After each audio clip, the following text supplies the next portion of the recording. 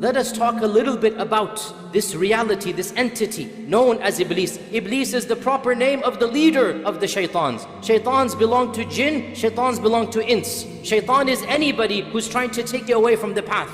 There is one Iblis, there are many shaitans. What is the wisdom in the creation of Iblis? And Ibn al-Qayyim, for example, in his famous book, Ighathat al-Lahafan, he actually has 25 pages dedicated to the question of why would Allah create Iblis. But I'll summarize some of these points. Ibn al-Qayyim says that Allah subhanahu wa ta'ala desires the purity of His followers. Allah desires the iman and taqwa, the isti'adah, the tawakkul, the inaba. Allah desires the piety of the righteous. And that piety shall only be manifested by fighting against Iblis. And so, when Allah subhanahu wa ta'ala has allowed this evil entity to exist, it is not because He likes the evil, it is because He loves the piety that comes in combating the evil, the righteousness that comes in overcoming that evil. Also of the wisdoms is that Allah Azza wa Jal personified evil. Can you imagine if evil were some type of cosmic force? If evil were not an actual created entity, what would we do then? But we have evil personified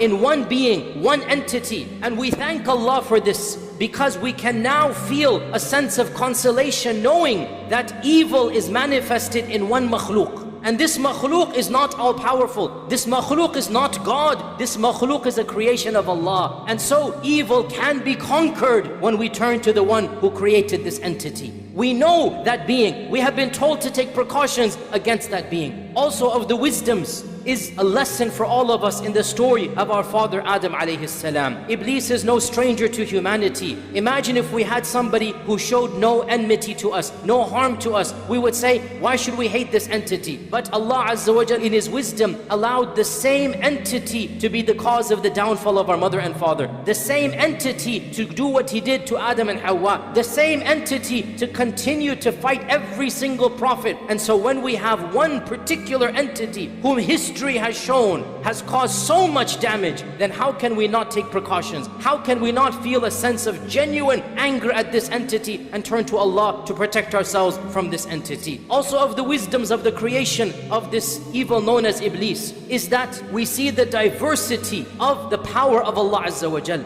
He creates the best of the best, and He creates other than this. He creates Jibreel and Mikael, and He creates Iblis and the jinn. He creates the prophets, and He creates Fir'aun and Abu Lahab and all the rest of them. So Allah Azza wa Jal's qudra is manifested. Allah's power is manifested. And in this we are in awe at the magnificence of the Creator. Of the wisdoms of the creation of this entity is that we can truly appreciate good only by contrasting it with evil. We can appreciate beauty when we see what exactly is ugly. We can appreciate the brightness of the day only after the darkness of the night. So by having these contrasts and by knowing how evil an entity can be, because in the end of the day, the evil of Iblis is completely irrational. He gains nothing by misguiding us. He's going to Jahannam anyway. What an irrational evil is this? And we have done nothing to him such that he's an enemy to us. But when that evil is there, so then we are able to understand that there's a particular being, a makhluk of Allah, who harbors so much evil that we have to take our precautions. We have to be careful, and this helps us be more righteous. Of the wisdoms as well, and this is a very profound point, brothers and sisters, pay attention to this. Of the wisdoms is that it is actually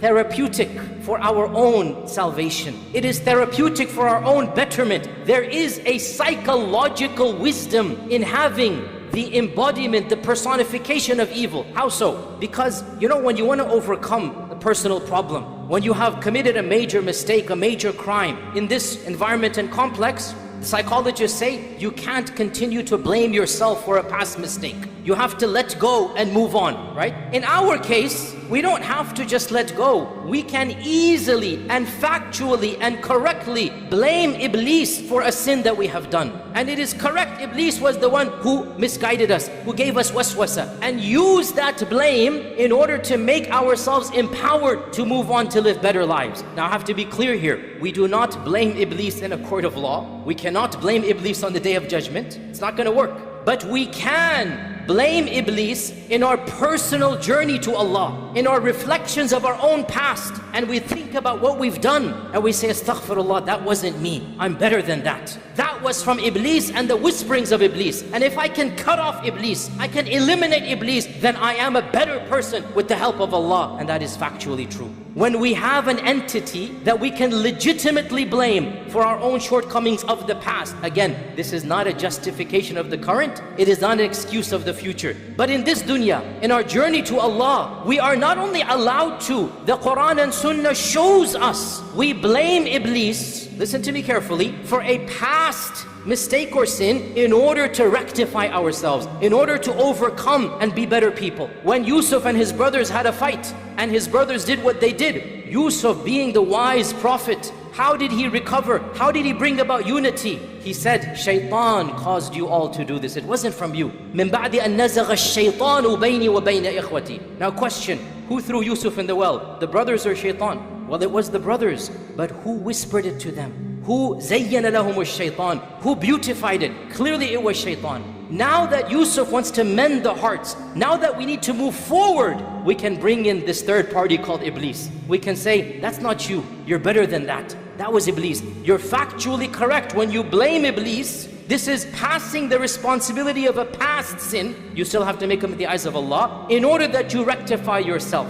And what a beautiful, amazing, psychological blessing. You are better than this, brothers and sisters. Wallahi, you're better than this. Something happened in the past that is shameful. You committed a sin that really causes you pain. Well, it's good it causes you pain. It's good it causes you shame. But guess what? You need to stop just blaming yourself and realize, yes, Iblis was involved. And you can be better. And your addiction, that's coming from Iblis. That evil that you did, that harsh statement that you said, the physical pain that you caused, the stealing that you did, the sharab, the khamar, everything that you did, it was Iblis's fault. Now be better. Cut him out of your life. Stand up and be a worshipper of Allah. Turn to Allah subhanahu wa ta'ala and blame that evil. A'udhu billahi minash shaitanir rajim. Blame him because you are a better person. This is a beautiful wisdom in the creation and in the manifestation of this entity. Because لَقَدْ خَلَقْنَا الْإِنسَانَ فِي أَحْسَنِ تَقْوِيمٍ. Allah created us good. Allah created us high up. And then shaitan waswas and shaitan misguides. So we get rid of shaitan and we come back to the ahsani taqweem. So my advice to myself and all of you, rise up to the potential that Allah wanted for you and Allah created you for. Cut off from shaitan. Turn to Allah. Give up the lifestyle that is an evil lifestyle. And inshaAllah ta'ala, in defeating shaitan and in overcoming shaitan,